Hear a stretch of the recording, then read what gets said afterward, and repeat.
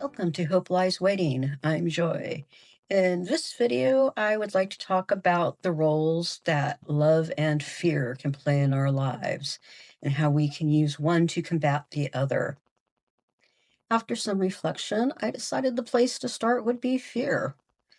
Right now, we are living in a fear-based society. We tend to make decisions based on those things that we fear might be instead of making decisions based more on what is best for everyone.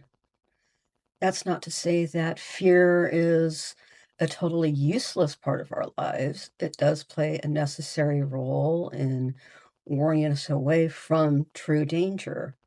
The mistake that we've made is that we've allowed fear to take too strong a role in forcing us to look at everything as a potential source of danger instead of as a source of opportunity. We've allowed fear to inhibit us, to deter us from doing things that we could be doing because what if?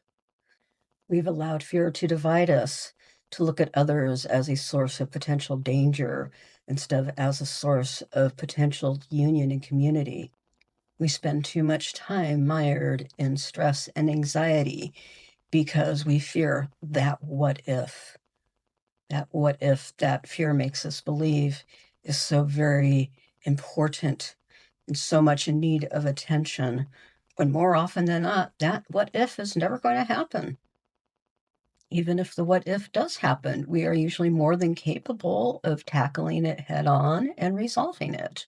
But fear steps back in and makes us feel like we're not capable, that things are not going to go well. It is very difficult, if not impossible, to bring improvement to our lives when we allow our decision making to be ruled by fear.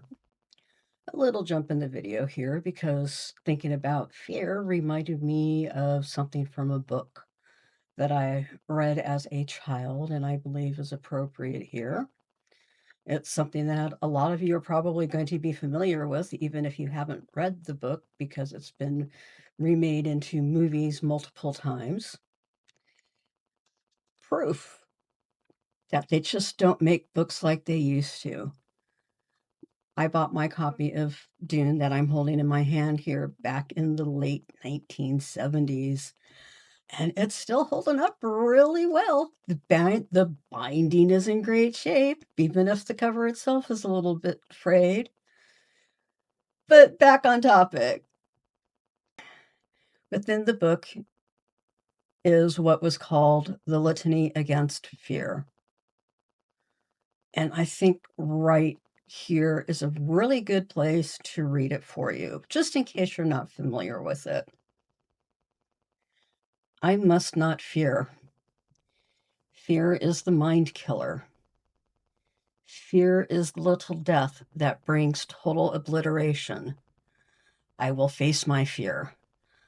I will permit it to pass over me and through me.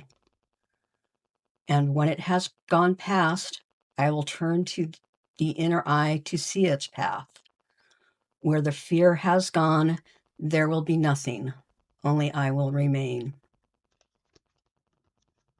And I do believe that is helpful. We have the ability to not let our fear control us. And it's something that we need to learn to exercise more instead of caving into it. We each have a very powerful tool at our disposal to counter fear, and that is love. Considering the different ways we tend to use the word love these days, kind of casually, sloppy, just using it for the sake of using it, perhaps it's good to remember what love is supposed to be. Love is having a deep affection for someone, an affection so deep that you would even be willing to make sacrifices to help ensure the well-being of that someone if it was needed.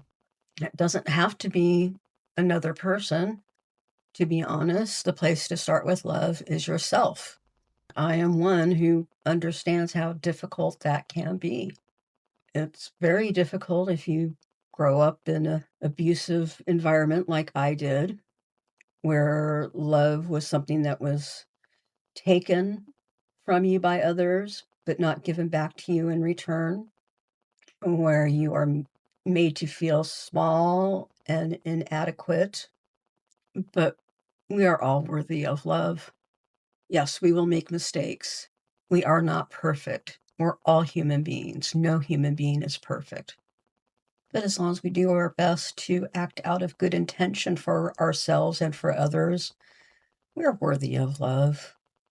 We shouldn't deny it to ourselves. It may take help from others to change our perceptions and see the worthiness that we all have to be loved. Once we do, it's like a whole new world opens up. Things look different to us. We use that power of love to share and unite and create instead of allowing ourselves to cave into the fear that only is interested in dividing and destroying. Perhaps at first we have to take it on faith that we are good and that others are good and that love should be what we share between us.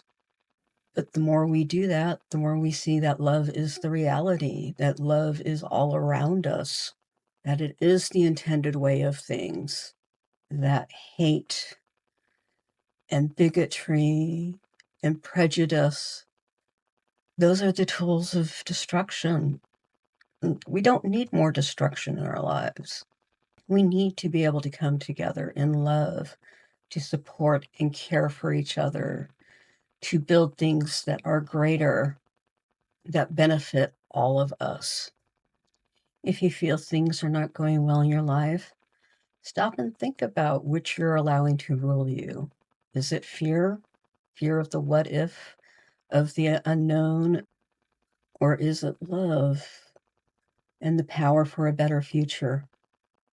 If you're finding too much fear, then I hope that you work toward bringing more love into your life. And again, ask for help from others. If you don't have a good relationship with family, ask for that help from friends. Ask for that help from others in your community. Say, I am in need, but I want to make things better, and I can do that with help. The more you embrace love, the easier it will become, and the better your life will be.